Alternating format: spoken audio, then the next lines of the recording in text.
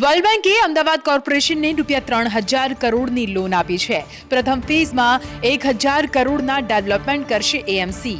Corona કાળ દરમિયાન Ahmedabad municipal કોર્પોરેશનને જોઈએ તેટલી આવક નથી થઈ, તેવામાં જે ઘોંચમાં પડેલા વિકાસ કાર્યો છે તેને પૂરા કરવા માટે અમદાવાદ મ્યુનિસિપલ કોર્પોરેશને ગુજરાત સરકારની મધ્યસ્થતામાં વર્લ્ડ બેંક પાસેથી 3,000 કરોડના સોફ્ટ લોનની માંગ કરી હતી, જેના દ્વારા AMC sewage treatment plant development, drainage improvement development, Kharicut canal development અને ટેરેટરી ટ્રીટમેન્ટ પ્લાન્ટના ડેવલપમેન્ટનું કામ કરાશે। પ્રાપ્ત માહિતી અનુસાર પ્રથમ ફેઝમાં 1,000 કરોડનું કામ અમદાવાદ મ્યુનિસિપલ કોર્પોરેશન દ્વારા કરવામાં આવશે, જેમાં પીરાણા, વાસણા ખાતેના પાણીના પ્લાન્ટ અપગ્રેડ કરાશે। ઉપરાંત કોતરપુર, ડફનાળા, સૈજપુરમાં પણ અપગ્રેડેશન કરાશે। કુલ 3,000 કરોડના કામોને લઈને અમદાવાદ મ્યુનિસિપલ કોર્પોરેશન દ્વારા આ લોન મંગાઈ હતી। હવે જ્યારે આ લોન મળી ચૂકી છે, ત્યારે અમદાવાદના વિકાસના કામોને વેગ મળશે તેવી શક્યતા છે। કોર્પોરેશનમાં કરવામાં આવેલા દરોના ઘટાડાના લીધે શહેરીજનોમાં ખૂબ જ ખુશીનો માહોલ દેખાઈ રહ્યો છે। હોસ્પિટલની અંદર ખાનગી દર્દી તરીકે તેઓને સારવાર મળે તે માટે કોર્પોરેશને નિર્ણય લીધો છે। કોરોનાના દર્દીઓ માટે સારા સમાચાર સામે આવ્યા। હવે દર્દીઓને ખાનગી હોસ્પિટલની મસમોટી ફીમાંથી મોટી રાહત મળી છે। ઉપરાંત કોર્પોરેશન કોટાના ખાલી તેમજ ભરેલા બેડના દરોમાં ઘટાડો કરવામાં આવ્યો છે। એસીએસ રાજીવ ગુપ્તા અને ખાનગી હોસ્પિટલ સંચાલકો વચ્ચે થયેલી ચર્ચા બાદ આ નિર્ણય લેવામાં આવ્યો। આજથી આ નિર્ણય લાગુ કરી દેવામાં આવ્યો છે, જેથી કોરોનાના નામે મસમોટી ફી વસૂલતી હોસ્પિટલો હવે દર્દીઓ પાસેથી ઉગાડી લૂંટ નહીં ચલાવી શકે। કોરોનાના મહામારી વચ્ચે છેલ્લા 7 મહિનાથી સતત એએમસી તબક્કાવાર રીતે અનેક પગલાઓ લઈ રહી છે, જેમાં ખૂબ જ ટૂંકા ગાળામાં સમયમાં ખાનગી હોસ્પિટલોનો દરોમાં 2 વાર ઘટાડો કરવામાં આવ્યો છે।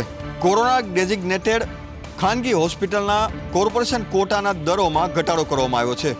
આગામી દિવસોમાં ખાનગી 107 હોસ્પિટલના જે હોસ્પિટલો છે તેની અંદર પણ ઘટાડો કરવામાં આવશે, તે અંગે થોડા દિવસમાં નિર્ણય લેવામાં આવશે। કોરોના કાળ વચ્ચે વડોદરાની સરકારી ઓફિસોમાં જ કોવિડ ગાઈડલાઇન્સનો ભંગ થતો જોવા મળી રહ્યો છે। વોર્ડ 10ની ઓફિસમાં અડધો કિલોમીટર લાંબી નાગરિકોની લાઈન લાગી હતી અને જ્યાં થયો સોશિયલ ડિસ્ટન્સનો ભંગ। વડોદરામાં સોશિયલ ડિસ્ટન્સના ભંગ થયાના અનેક બનાવો અત્યાર સુધી બનવા પામ્યા છે। તેવામાં વધુ એક બનાવ ઉમેરાયો, જેમાં વડોદરાની વોર્ડ નંબર 10ની ઓફિસમાં જ આ નિયમોનો ભંગ જોવા મળ્યો છે। એક તરફ તંત્ર દ્વારા લોકોને માસ્ક પહેરવાનું અને સોશિયલ ડિસ્ટન્સનું પાલન કરવાનું કહેવામાં આવી રહ્યું છે, પરંતુ તંત્રની ઓફિસમાં આ નિયમો લાગુ નથી પડતા તેવા દ્રશ્યો જોવા મળ્યા છે। વોર્ડ નંબર 10ની ઓફિસમાં લોકો સરકારી કામકાજ માટે આવતા હોય છે અને અહીં તેમને સોશિયલ ડિસ્ટન્સ સાથે ઊભા રાખવાવાળું કોઈ દેખાતું જ નથી। અડધો કિલોમીટર લાંબી લાઈન લાગે છે, પરંતુ સોશિયલ ડિસ્ટન્સનો સદંતર ભંગ જોવા મળ્યો છે। ઉપરાંત ઓફિસમાં અંદર પ્રવેશતા સમયે સેનેટાઇઝરથી હેન્ડ સેનેટાઇઝ કરાવવાના હોય છે। કલાકોથી લાઇનમાં ઊભા રહેતા નાગરિકોમાં એક તરફ રોષ જોવા મળ્યો હતો, તો બીજી તરફ લોકોને સોશિયલ ડિસ્ટન્સ અને માસ્કના નામે દંડતા સરકારી બાબુઓની ઓફિસમાં જ કોવિડના નિયમોનો ભંગ થતો જોવા મળ્યો। ગેરકાયદેસર જમીન પચાવી પાડનારા સામે રૂપાણી સરકારે લગામ લગાવી છે। હવે 10 વર્ષથી લઈને 14 વર્ષ સુધીની સજા આવા લોકોને કરવામાં આવશે। ભૂમાફિયાઓ પર લગામ કસવા માટે જમીન ઉચાપત કાયદા અંગે મુખ્યમંત્રી વિજય રૂપાણીએ મહત્વની જાહેરાત કરી, જેમાં હવેથી ગેરકાયદેસર જમીન પચાવી પાડનારને 10 વર્ષથી 14 વર્ષ સુધીની સજા કરવામાં આવશે। આ મામલે 6 મહિનાની અંદર જ કોર્ટ નિર્ણય સંભળાવશે। નાના માણસોની સલામતી મળે એવા પ્રયાસ હાથ ધરવામાં આવી રહ્યા છે। આ માટે 7 અધિકારીની કમિટી બનાવવામાં આવશે। સીએમએ કહ્યું છે કે ગમે તે માથાભારે વ્યક્તિ સામે પણ ફરિયાદ નોંધાશે અને ફરિયાદ મળ્યાના 20 દિવસમાં કાર્યવાહી કરવામાં આવશે। આ માટે દર 15 દિવસે ફરજિયાત બેઠક યોજાશે। કેસોના નિકાલ અને ગુનેગારોને ઝડપી સજા કરવા માટે વિશેષ અદાલત પણ બનાવવામાં આવશે। રાજ્ય મંત્રીમંડળે લેન્ડ ગ્રેબિંગ પ્રોહિબિશન એક્ટ 2020ના પ્રસ્તાવને મંજૂર કર્યા બાદ રાજ્યપાલની અનુમતિથી આ કાયદા વિધાયકને એક્ટનું સ્વરૂપ મળતા તેની કાયદાકીય જોગવાઈઓ નિયમોને હવે મુખ્યમંત્રીએ રાજ્યમાં તાત્કાલિક અસરથી અમલ કરવા માટેનો નિર્ધાર વ્યક્ત કર્યો।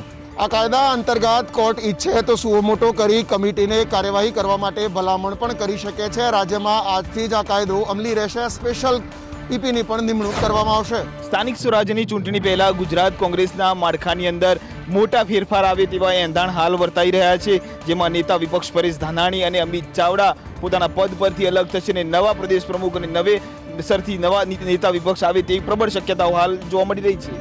રાજ્યમાં હાલ જ્યાં ભાજપ સ્થાનિક સ્વરાજ્યની ચૂંટણીને લઈને એડી ચોટીનું જોર લગાવી રહ્યું છે, ત્યાં બીજી તરફ મુખ્ય વિપક્ષ કોંગ્રેસમાં ફરી ભૂકંપ જોવા મળી રહ્યો છે। જેમાં ખાસ વાત જો કરીએ તો પ્રદેશ કોંગ્રેસમાં મોટા બદલાવના એંધાણ જોવા મળી રહ્યા છે, જેમાં ખાસ પ્રદેશ પ્રમુખ અને વિપક્ષી નેતાના બદલાવમાં આવે તેવી સૂત્રો તરફથી માહિતી મળી છે, જેમાં નેશનલ કોંગ્રેસે ગુજરાતના પ્રદેશ અને અધ્યક્ષ અને CLP નેતાની બદલાવની તૈયારીઓ કરી છે. તો પ્રદેશ અધ્યક્ષના પદ માટે 3 નામોની એક પેનલ પણ તૈયાર કરાઈ છે, જેમાં શક્તિસિંહ ગોહિલ, અર્જુન મોઢવાડિયા અને જગદીશ ઠાકોરના નામનો સમાવેશ થાય છે. ગુજરાત કોંગ્રેસમાં આ બદલાવ પાછળ અમિત ચાવડા અને પરેશ ધાનાણી વચ્ચે સંકલનનો અભાવ પણ એક મોટું કારણ છે. તો સંગઠન અને ચૂંટાયેલા નેતાઓ વચ્ચે પણ સંવાદનો અભાવ હોવાનું સામે આવ્યું છે. તાજેતરની અંદર યોજાયેલી 8 બેઠકની પેટા ચૂંટણીની અંદર કોંગ્રેસનો તમામ બેઠકો ઉપર સફાયો થયો અને કારમો પરાજય થયો. ત્યારે હવે રાજ્યની અંદર સ્થાનિક સ્વરાજ્યની ચૂંટણીના ભણકારા વાગી રહ્યા છે અને બીજી તરફ કોંગ્રેસની અંદર જે ડખા જે છે તે સામે આવી રહ્યા છે. રાજકોટ મહાનગરપાલિકાના બજેટમાં 1200 કરોડ રૂપિયાનું ગાબડું સામે આવ્યું છે, જેમાં મનપાને 510 કરોડ રૂપિયાની આવકની સામે 580 કરોડ રૂપિયાનો ખર્ચ સામે આવ્યો છે. રાજકોટ મનપાનું ચાલુ નાણાકીય વર્ષનું બજેટ કોરોનાને કારણે વેરવિખેર બની ગયું છે. અનેક મહત્વના પ્રોજેક્ટ અંદાજપત્રની ફાઇલમાં જ રહી જશે. 2132 કરોડ રૂપિયાના અંદાજપત્રમાંથી 1000 કરોડ આસપાસના વિકાસ કામ થવાની સંભાવના છે, જેમાં મનપાને 510 કરોડની આવક સામે 580 કરોડ રૂપિયાનો ખર્ચ થયો હોવાનું ધ્યાન પર આવ્યું છે. આવક કરતા ખર્ચ વધુ થતા હવે ટીપીના અનામત પ્લોટ અને દુકાનો વેચવા પર ધ્યાન આપવા મ્યુનિસિપલ કમિશનરે સૂચના આપી છે. મનપાની તિજોરીમાં 510 કરોડ રૂપિયાની આવક થઈ છે, જેની સામે 580 કરોડ રૂપિયાનો ખર્ચ થયો છે. આ ખર્ચમાં 360 કરોડ રૂપિયા પગાર, વિદ્યુત, પાણી, સોલિડ વેસ્ટ મેનેજમેન્ટ પાછળ થયો છે. મ્યુનિસિપલ કમિશનર ઉદિત અગ્રવાલે જણાવ્યું હતું કે છેલ્લા 9 મહિનાથી રાજકોટ મહાનગરપાલિકા કોરોના મહામારીનો મુકાબલો કરી રહી છે. આ દરમિયાન પણ આવશ્યક પ્રોજેક્ટોને આગળ ધપાવવામાં આવી જ રહ્યા છે. વડોદરાના કારેલીબાગ પોલીસ મથક ખાતે બંને કોમના ટોળા ઉમટ્યા હતા. કથિત લવ-જેહાદની વાત વચ્ચે પરિવારજનોનો આક્ષેપ છે કે વિધર્મી યુવક દ્વારા યુવતીનું ધર્મ પરિવર્તન કરાવવામાં આવ્યું છે. વડોદરાના નાગરવાડા વિસ્તારમાં એક જ ફળિયામાં રહેતા યુવક અને યુવતી વચ્ચે પ્રેમ પાંગર્યો હતો. ત્યારબાદ યુવક દ્વારા યુવતીને લગ્ન કરવા માટે લગ્ન રજીસ્ટર કરાવવામાં આવ્યા હતા. ત્યારબાદ બીજી 1 તારીખે સમાજને ખબર પડતા સમાજે કેટલાક વકીલોનો સંપર્ક કરીને રજીસ્ટર્ડ થયેલા લગ્નને ભંગ કરાવ્યો હતો. ત્યારબાદ યુવક યુવતીને ફરી એકવાર ભગાડી ગયો હતો અને યુવક યુવતીને લઈને મહારાષ્ટ્ર ગયો હતો, જ્યાં ફરી એકવાર લગ્ન રજીસ્ટર કરાવ્યા હતા અને યુવતીનું નામ વિધર્મી યુવકે બદલાવી દીધું હતું. એટલે એક જોતા ધર્મ પરિવર્તન કરાયું હોવાની વાત જ્યારે પરિવારને ખબર પડી ત્યારે પરિવારના માથેથી આબ નીકળી ગયું હતું. કથિત લવ જેહાદ મામલે બંને પક્ષના લોકો અને વકીલો હાલ કારેલીબાગ પોલીસ મથકે પહોંચ્યા હતા, પરંતુ પોલીસ યુવક અને યુવતી શું ઈચ્છી રહી છે તે અંગે વધુ પૂછપરછ હાથ ધરી રહી છે. અમદાવાદમાં દાણચોરીનું સોનું ઘુસાડવાના કેસમાં ફરાર આરોપીની ક્રાઇમ બ્રાન્ચે ધરપકડ કરી છે. કસ્ટમ વિભાગે ભાર્ગવ તંતી નામના આરોપીને ફરાર જાહેર કર્યો હતો. ક્રાઇમ બ્રાન્ચે આજે તેની ધરપકડ કરી સત્તાવાર તેના વિરુદ્ધમાં કાયદેસર પગલાં લેવાયા છે. અમદાવાદમાં દાણચોરીનું સોનું ઘુસાડવાના કેસમાં સંડોવાયેલા આરોપી ભાર્ગવ તંતીને ઝડપી પાડવામાં આવ્યો છે. ભાગેડુ આરોપીની અમદાવાદ ક્રાઇમ બ્રાન્ચે ધરપકડ કરી છે. છેલ્લા ઘણા સમયથી આરોપી ભાર્ગવ તંતી કસ્ટમ વિભાગની નોટિસ આપી તેને શોધતી હતી, પરંતુ તે અમદાવાદ છોડી બહાર ગામ ફરતો રહેતો હતો. જોકે આ અંગે ચોક્કસ હકીકત ક્રાઇમ બ્રાન્ચને મળતા અમરેલીના ઇંગરોડા ગામેથી આરોપીને ઝડપી પાડવામાં આવ્યો છે. ઉલ્લેખનીય છે કે દાણચોરીના સોનાની તસ્કરી આ ગેંગ અમદાવાદ ઇન્ટરનેશનલ એરપોર્ટ પરથી કસ્ટમ વિભાગે 2019માં પકડી હતી અને વર્ષ 2013થી 2018 સુધીમાં આ ગેંગે દુબઈથી અમદાવાદની 46 જેટલી ટ્રીપો મારી આશરે 1300 કરોડની કિંમતનું 761 કિલો સોનું અમદાવાદમાં ઘુસાડ્યું હોવાનું સામે આવ્યું હતું. જોકે કસ્ટમ વિભાગે દાણચોરી કરનાર 5 ઈસમોને કસ્ટમ અધિકારી સહિત હાજર થવા માટે નોટિસ પાઠવી હતી. નોટિસ પાઠવવા છતાં ભાર્ગવ તંતી ઘણા સમયથી ફરાર હતો. જોકે અમદાવાદ ક્રાઇમ બ્રાન્ચે તેની ધરપકડ કરી કૃષ્ણનગર પોલીસના હવાલે કર્યો છે, જ્યાં પોલીસે તેને કોર્ટમાં રજૂ કરી કાયદેસરના પગલાં લેવામાં આવ્યા છે. અમદાવાદ ક્રાઇમ બ્રાન્ચે વિક્ટરી વર્લ્ડ નામની લિંક બનાવી પોન્જી સ્કીમ ચલાવતા 3 આરોપીઓની ધરપકડ કરી છે. આરોપીઓની પૂછપરછમાં છેલ્લા 3 મહિનાથી આ પોન્જી સ્કીમ ચાલતી હોવાનું સામે આવ્યું છે. મળતી માહિતી પ્રમાણે ક્રાઇમ બ્રાન્ચને એક અરજદાર દ્વારા રજૂઆત કરવામાં આવી હતી કે વસ્ત્રાપુરના અભિશ્રી ટાવરમાં પોન્જી સ્કીમ ચાલી રહી છે. ત્યારબાદ ક્રાઇમ બ્રાન્ચે રેડ કરી તપાસ કરતા 3 આરોપીની ધરપકડ કરવામાં આવી છે. તપાસ કરતા સામે આવ્યું કે આરોપી 3 મહિનામાં 50 લાખ જેટલું રોકાણ કરાવ્યું હતું અને 50 સભ્યો નોંધાયા હતા. તપાસમાં એ પણ વાત સામે આવી છે કે આરોપીઓ 2500થી લઈ અને અલગ અલગ રોકાણ કરાવતા હતા અને 200 દિવસ સુધી શનિવાર રવિવારને બાદ કરતા રોજનું વળતર પણ આપતા હતા. જો કે અન્ય રોકાણકારો લાવે તો 1% નહીં પરંતુ 1.5% વળતર આપવાની લાલચ આપતા હતા. આ મામલે અમદાવાદ ક્રાઇમ બ્રાન્ચે અખ્તર હુસૈન ખાન, પૂજા સિંધ અને સુનિલ યાદવની ધરપકડ કરી છે. જો કે કંપનીનો ડાયરેક્ટર આશિષ પટેલ હજી ફરાર છે. પ્રાપ્ત માહિતી અનુસાર ન માત્ર અમદાવાદીઓ પરંતુ ગુજરાત અને રાજસ્થાનના લોકો પણ આ પોન્જી સ્કીમમાં છેતરપિંડીનો ભોગ બન્યા છે. ત્યારે ક્રાઇમ બ્રાન્ચની તપાસમાં શું નવા ખુલાસા થાય છે તે જોવું મહત્વનું છે. સુરત શહેરનું ડિંડોલી પોલીસ સ્ટેશન વિવાદમાં સપડાયું છે. આ પોલીસ સ્ટેશનમાં ફરજ બજાવતા 2 પોલીસ કર્મચારીઓ પર વ્યાજખોરીનો આરોપ લગાવવામાં આવ્યો છે. સુરત શહેરમાં પોલીસ કર્મચારીઓ લાંચ લેતા હોય તેવા અનેક કિસ્સાઓ સામે આવી ચૂક્યા છે. જાહેર રસ્તા પર વાહન ચાલકો પાસેથી પણ 100 રૂપિયાની કટકી કરી લેતા પોલીસ કર્મચારીઓનો વિડીયો પણ વાયરલ થયેલા છે. પરંતુ આ વખતે તો સુરતના ડિંડોલી પોલીસ સ્ટેશનના 2 કોન્સ્ટેબલો વ્યાજખોરોના સાથ આપીને એક વ્યક્તિને હેરાન પરેશાન કરી રહ્યા હોવાની વિગતો સામે આવી છે. સુરતના રવિન્દ્ર મહાજન નામના વ્યક્તિએ ડિંડોલી પોલીસ મથકના દિનેશ રબારી અને આનંદ ભરવાડ નામના 2 કોન્સ્ટેબલ વિરુદ્ધ આ આરોપ લગાવ્યા છે. રવિન્દ્રનું કહેવું છે કે આ બંને કોન્સ્ટેબલ એક મહિલા વ્યાજખોર સાથે મળીને તેને હેરાન પરેશાન કરે છે અને પૈસાની માંગણી પણ કરે છે. ઉપરાંત એવો પણ આરોપ લગાવ્યો હતો કે તે મહિલા વ્યાજખોરોના કારણે જ આ બંને કોન્સ્ટેબલોએ તેના પોલીસ સ્ટેશનમાં બોલાવીને ઢોર માર માર્યો હતો. તેવામાં ડિંડોલી પોલીસ સ્ટેશનના બંને કર્મચારીઓ સામે કાયદેસરની કાર્યવાહી કરવામાં આવે તેવી માંગ રવિન્દ્ર વાસુદેવ મહાજન દ્વારા કરવામાં આવી છે. ઉપરાંત ગંભીર આરોપ પણ કરવામાં આવ્યા છે. અમદાવાદમાં કેમિકલ માફિયાઓ બેફામ બન્યા છે. ધોળા દિવસે પણ હવે કેમિકલ પાણી અંદર છોડી રહ્યા છે અને લોકોના જીવ સાથે ખેલ ખેલી રહ્યા છે. અમદાવાદ શહેરમાં પિરાણા ડમ્પિંગ સાઇટ અને ખારીકટ કેનાલ કલંક સમાન બની ગયા છે. ખારીકટ કેનાલમાં છોડવામાં આવતા દૂષિત અને કેમિકલ યુક્ત પાણીના લીધે નેશનલ ગ્રીન ટ્રિબ્યુનલે ફટકાર લગાવતા તંત્ર દ્વારા યુદ્ધના ધોરણે અહીં કેમિકલ યુક્ત પાણી ન છોડાય તેને લઈને કવાયત હાથ ધરી હતી. જોકે થોડા સમય માટે તે કેમિકલ યુક્ત પાણી છોડવાનું બંધ થયું, પરંતુ ફરી એકવાર તે જ સિલસિલો શરૂ થઈ ગયો છે. ખારીકટ કેનાલમાં હવે ધોળા દિવસે કેમિકલ માફિયાઓ કેમિકલ યુક્ત પાણી છોડી રહ્યા છે અને કોર્પોરેશન અને જીપીસીબીના અધિકારીઓ આ અંગે મૌન જોવા મળી રહ્યા છે. ખારીકટ કેનાલમાં પાણીની સાથે આ કેમિકલ યુક્ત પાણી વહેતું થયું છે. આ મામલે પર્યાવરણ પ્રેમીઓમાં અને સ્થાનિકોમાં રોષ જોવા મળી રહ્યો છે. સ્થાનિકોમાં રોષ છે કે અધિકારીઓ આવા કેમિકલ માફિયાઓ પર ચાર હાથ છે, જેના લીધે જ આવા લોકો ઉપર આજ સુધી કોઈ કાર્યવાહી થઈ નથી. વડોદરાનો સ્માર્ટ સિટીમાં સમાવેશ તો થયો છે, પરંતુ રોડ રસ્તાઓ જે બિસ્માર હાલતમાં છે અને મંદ ગતિએ જે કામ ચાલી રહ્યા છે તેના કારણે નાગરિકો ત્રસ્ત બન્યા છે. ગોરવાથી પંચવટી સુધીના રોડનું 20 વર્ષથી ફક્ત કામ જ ચાલી રહ્યું છે. 4 મેયર આ વોર્ડમાંથી મળ્યા છે, પરંતુ સમસ્યા ઠેરની ઠેર છે. ફરી એકવાર કોર્પોરેશનની ચૂંટણી ટાણે નેતાઓ વડોદરાને શાંઘાઈ બનાવવાના સપના બતાવશે, પરંતુ આધુનિક સુવિધાઓ તો દૂર, નાગરિકો પ્રાથમિક સુવિધા પણ મેળવી શકે તોય બહુ છે.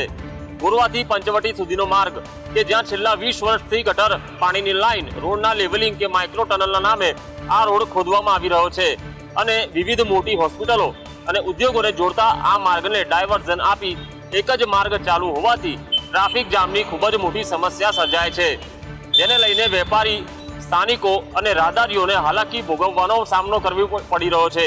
મેયરની જવાબદારી આખા શહેરની સમસ્યાઓ દૂર કરવાનું હોય છે, પરંતુ મેયરના જ વોર્ડમાં સમસ્યાઓના ઢગલા હોય તો આખા શહેરની હાલત શું હશે તે સમજી શકાય છે. સુરત મહાનગરપાલિકા સંચાલિત સ્મીમેર હોસ્પિટલમાં એક માતા દ્વારા બાળકને ત્યાજી દેવામાં આવ્યું હતું અને બાળક મૂકીને માતા ફરાર થઈ ગઈ હતી. સીસીટીવીના આધારે આગળની તપાસ સ્મીમેર હોસ્પિટલ દ્વારા કરવામાં આવી રહી છે. સુરતની સ્મીમેર હોસ્પિટલ કોઈક ને કોઈક બાબતે ચર્ચામાં અચૂક રહે છે. આ વખતે હોસ્પિટલ ચર્ચામાં છે. એક નવજાત બાળકના કારણે હોસ્પિટલના ગેટ પર એક નવજાત બાળક કોઈ મૂકીને જતું રહ્યું હોવાની માહિતી સામે આવી હતી. જે મામલે તપાસ કરતા અને સીસીટીવી ફૂટેજ ચેક કરતા તે મહિલાની બાળ મેળવવા આવી છે. આ નવજાત બાળકને હોસ્પિટલના ગેટ પર મૂકીને જતી રહી હતી તે હતી એની માતા. માનસિક બીમારીથી પીડાતી આ મહિલા પ્રસૂતિ બાદ બાળકને દૂધ પીવડાવવાના બહાને હોસ્પિટલની બહાર જ મૂકીને ચાલી ગઈ હતી. સીસીટીવી ચેક કરતા બાળક તો મળી આવ્યું હતું, પરંતુ વજન ઓછું હોવાના કારણે તેનું મોત નીપજવા પામ્યું છે. જોકે સવાલ એ થાય છે કે બાળક નવજાત હતું તો પછી માતાને હોસ્પિટલની બહાર જવા દેવામાં શા માટે આવી હતી. વરાછા પોલીસ સ્ટેશનની અંદર માત્ર અકસ્માત મોતનો ગુનો નોંધવામાં આવ્યો છે અને તંત્રએ પણ સંતોષ માની લીધો છે. ખરેખર તો હજુ અનેક સવાલ છે જેના જવાબ નથી મળી રહ્યા. જામનગરમાં આવેલ ગુલાબનગરમાં ભૂગર્ભ સપમાં ગાબડા પડવાના કારણે દૂષિત પાણી આવવાની સમસ્યા વધી છે. અહીંથી અલગ અલગ 3 વોર્ડમાં પાણી પહોંચે છે, જામનગરમાં ગુલાબનગર પાસે આવેલ પાણીના ટાંકાની બાજુમાં આવેલ ભૂગર્ભ સપમાં ગાબડા પડી જતા દૂષિત પાણી આવવાની ફરિયાદ ઉઠી છે. આ પાણીનું વિતરણ 3 વોર્ડમાં કરવામાં આવે છે, જેથી લોકોના આરોગ્ય પર ખતરો ઊભો થયો છે. કોઈ રોગચાળો ફાટી નીકળે તે પહેલાં યોગ્ય કાર્યવાહી કરવા અંગે મ્યુનિસિપલ કમિશનરને રજૂઆત કરવામાં આવી હતી. ત્યારે આ બાબતે યોગ્ય કામગીરી કરાશે તેવી મ્યુનિસિપલ કમિશનરે ખાતરી આપી હતી. તંત્રના અધિકારીઓનું કહેવું છે કે આ સમ્પ બનાવવા માટે 4 કરોડની ગ્રાન્ટ પણ પાસ થઈ ગઈ છે. ત્યારે આગામી દિવસોમાં નવો સમ્પ તૈયાર કરવામાં આવશે, જેથી સ્થાનિકોની સમસ્યાનો ઉકેલ આવશે.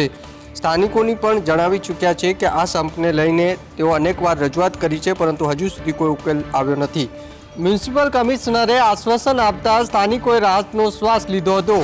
સૌરાષ્ટ્ર યુનિવર્સિટીની પરીક્ષાને લઈને NSUI દ્વારા વિદ્યાર્થીઓને રહેવા અને જમવાની વ્યવસ્થાની માંગ કરવામાં આવી છે. અન્ય જિલ્લામાંથી પરીક્ષા આપવા આવતા વિદ્યાર્થીઓ માટે સગવડતા કરવામાં આવે. સૌરાષ્ટ્ર યુનિવર્સિટીની ઓફલાઈન પરીક્ષાને લઈને હવે NSUI એક નવી માંગ સાથે આકરો વિરોધ નોંધાવ્યો છે.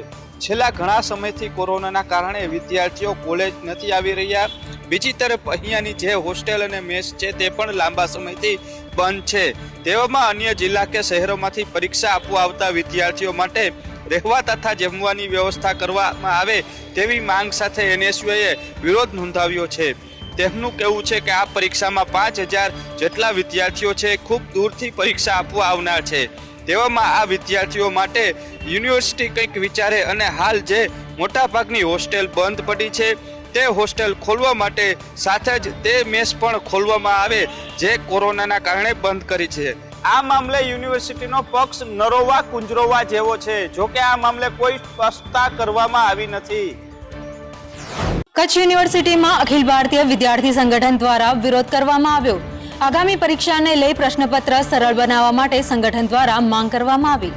કોરોના કાળમાં વિદ્યાર્થીઓ પૂરતો અભ્યાસ નથી કરી શક્યા, તેવામાં અભ્યાસક્રમમાં ઘટાડો કરવાની માંગ સાથે કચ્છ યુનિવર્સિટીમાં અખિલ ભારતીય વિદ્યાર્થી સંગઠન દ્વારા વિરોધ કરવામાં આવ્યો. સાથે જ આગામી દિવસોમાં લેનાર પરીક્ષાના પ્રશ્નપત્ર સરળ કરવામાં આવે તેવી માંગ કરવામાં આવી. તેમજ સેમિસ્ટર 4 ની પરીક્ષા ફી વિદ્યાર્થીને પરત આપવામાં આવે તેવી પણ માંગ કરવામાં આવી છે, જેના માટે આવેદનપત્ર આપી રજૂઆત કરવામાં આવી. એટલું જ નહીં, એક્સટર્નલ વિદ્યાર્થીઓ સાથે પણ ભવનમાં અભ્યાસ કરતા વિદ્યાર્થીઓને તેમના રહેણાંક નજીકના પરીક્ષા કેન્દ્ર પર પરીક્ષાની અનુમતિ આપવામાં આવે તેવી આવેદનપત્ર પાઠવી રજૂઆત કરવામાં આવી. કચ્છ યુનિવર્સિટી બહાર ABVPના છાત્રોએ સૂત્રોચ્ચાર કરી વિરોધ દર્શાવ્યો.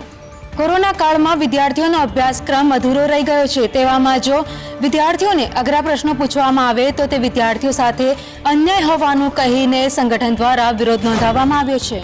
વડોદરામાં MS યુનિવર્સિટીમાં કોમર્સ ફેકલ્ટીની ઓનલાઈન પરીક્ષા 15 ડિસેમ્બરથી શરૂ થઈ, પરંતુ બીજા દિવસે વિદ્યાર્થીઓએ હોબાળો કરવાની શરૂઆત કરી હતી. વડોદરાની MS યુનિવર્સિટીની કોમર્સ સ્ટ્રીમની ઓનલાઈન પરીક્ષાની શરૂઆત થઈ છે, પરંતુ પરીક્ષાના બીજા દિવસે પરીક્ષા મામલે વિદ્યાર્થી સંગઠને હોબાળો કર્યો અને પરીક્ષા રદ કરવા અથવા ફરી પરીક્ષા લેવાની માંગ કરી. પ્રથમ દિવસે તો ઓનલાઈન પરીક્ષામાં 93% જેટલા વિદ્યાર્થીઓ પરીક્ષા આપી, પરંતુ બીજા દિવસે લો કનેક્ટિવિટીના લીધે ઘણા વિદ્યાર્થીઓને લોગિનમાં તકલીફ થઈ, જેથી આ વિદ્યાર્થીઓનો સમય બગડ્યો હતો. જેથી ABVP સહિત અનેક વિદ્યાર્થી સંગઠને તેમને પડેલી મુશ્કેલી મામલે હેડ ઓફિસ ખાતે વિરોધ કર્યો અને પરીક્ષા રદ કરવાની માંગ કરી. જોકે રજિસ્ટ્રાર દ્વારા આ મામલે નિવેદન અપાયું કે જે લોકોને પરીક્ષામાં લોગિનમાં તકલીફ થઈ હતી તેવા વિદ્યાર્થીઓને પરીક્ષામાં વધુ સમય આપવામાં આવ્યો હતો.